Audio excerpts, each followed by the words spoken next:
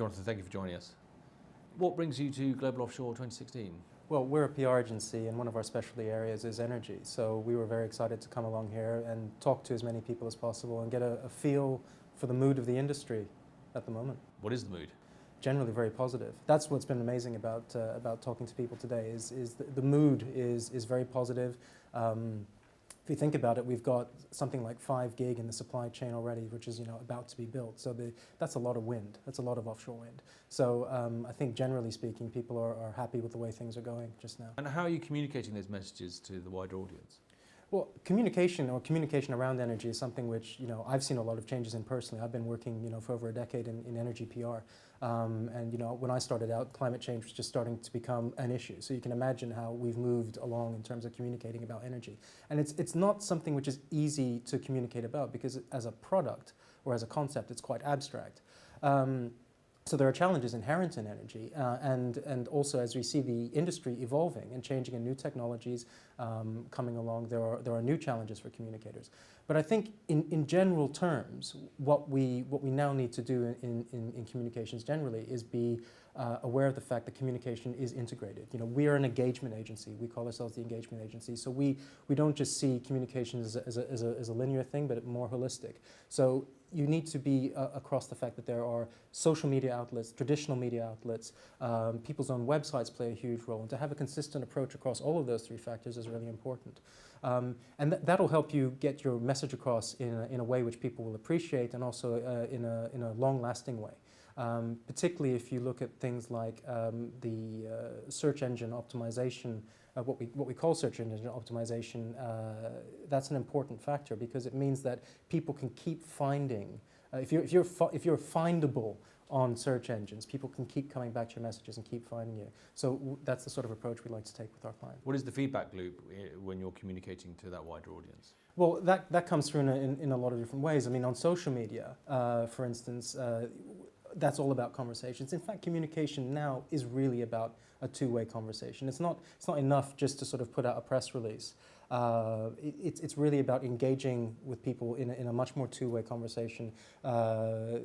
And I think that applies not just in terms of social media, but even when people are developers are carrying out consultations, having people on the ground and having people who are ready to engage at a local level, that's mirrored in social media now. So I think that there's a lot of ways that feedback comes back, but what developers and what people who are communicating need to be across now is that things are much more integrated than they were before, and to take a holistic approach to a two-way conversation is key.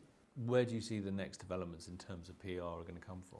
Well, that's very interesting. I mean, clearly, in terms of how things are going to move on a social media front, I'm not too sure. In terms of where things are going in energy, though, there's so much going on in the industry and so much, so many different ways in which it's developing. Storage, for example, is a very interesting development.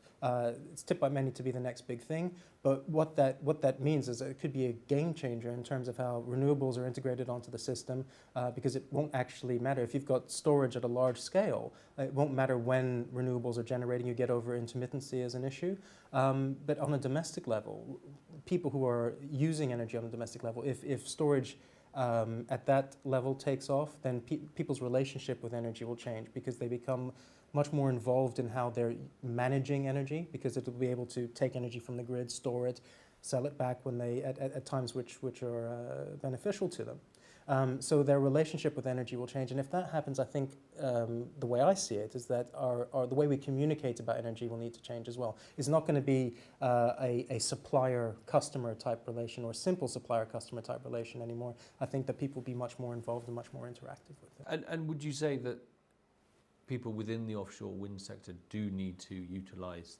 services of people like you to communicate those messages, or are they able to do it themselves? But we can add value, obviously. We come with expertise, we come with an understanding of how these things work. And what we like to do with clients is try to work out what they want to be famous for, because it's different from client to client, and help them get there, whether it's business lead generation or whether it's just raising profile or all of the above. But we can present them an approach which works for them. And what we try to do is we try to involve good quality content, really engaging content, excellent media relations, and search, which is that ability to find those messages, on the internet.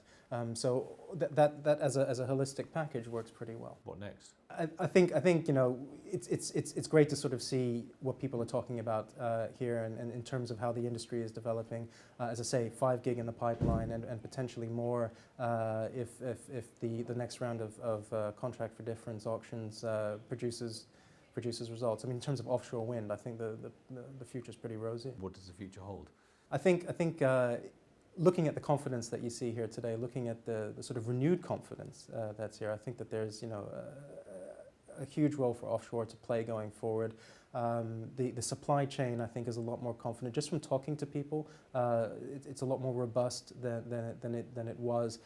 So I think this industry is looking in pretty good shape, and to play a substantial role going forward in the UK energy mix, certainly. Jonathan, thank you for joining us. Thank you.